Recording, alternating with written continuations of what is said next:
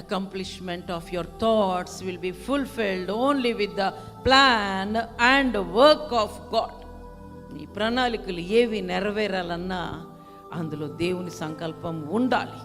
ఎంతటి రాజు అయినా సేన బలమో ఏ రాజును కూడా రక్షింపదు. ఏ వీరుడును అధిక బలము చేత తప్పించుకొనడు. బైబిల్ గ్రంథంలో అనేక మంది రాజులు అలా అలా అలా అలా నేల కూలిపోయి చనిపోయినటువంటి వారు ఉన్నారు. సౌలు రాజు అయితే తన ఈటను తనే తీసుకొని పొడుచుకొని చచ్చిపోయాడు. వాళ్లకు వాళ్లే. మరి అలాంటప్పుడు వాళ్ళ యొక్క సేన బలం ఏమైంది? ఎందుకు వాళ్ళ సేన బలం వాళ్ళని రక్షించలేదు? అలాగే వీరుడు వారికి ఉన్న అధిక బలము ఎందుకు వాళ్ళని తప్పించలేదు? మనందరికి తెలుసు, ఇశ్రాయేలీలు ప్రయాణం అయ్యారు. ఆ ఎర్ర సముద్రం దాటిన వెంటనే వచ్చినటువంటి ఐగుప్తీయుల రథములు గుర్రాలను ఏమైపోయాయి? ఆ ఎర్ర సముద్రంలో మునిగిపోయాయి. వాళ్ళు ఏం చేయలేకపోయారు. కాబట్టి రక్షించటానికి గుర్రము అక్కరకు రాదు. నేను నా వింటిని నమ్ముకొనను, నా కత్తియు నన్ను రక్షింపజాలదు. కొంతమంది రాత్రులు వాళ్ళకి ఎంత థ్రెట్ ఉంది అనుకోండి, జోబులో కత్తులు పెట్టుకొని తిరుగుతారు. లేకపోతే కొద్ది రౌడీజంలో తిరిగేవాళ్ళు, లేకపోతే వాళ్ళ ప్రాణహాని ఉంది అనుకున్న వాళ్ళు ఏం చేస్తారు? కత్తులు లోపల పెట్టుకొని తిరుగుతారు.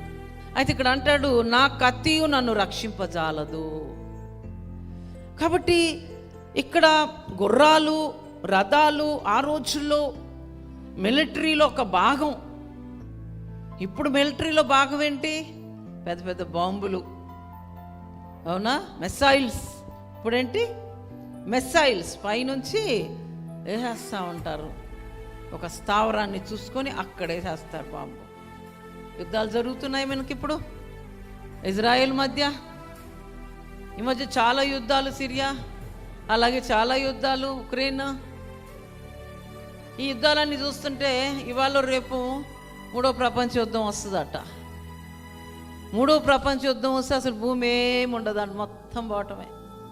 ఏ మిలిటరీ, ఏ సేన, ఏ రాజు మనల్ని రక్షింపలేడు, ఏది చేయలేరు. ఎందుకంటే ఎవరెన్ని మిసైల్స్ పెట్టుకున్నా, ఏదైనా సరే, the God is the governance. అంటే పరిపాలన, పరలోకము నుండి పరిపాలన జరుగుతూ ఉంటుంది. ఇవాళ ఎన్నో టెక్నాలజీలు వచ్చాయి, ఎన్నో రీసోర్సెస్ వచ్చాయి. ఈ మధ్య ఏఐ అని ఒకటి వచ్చింది.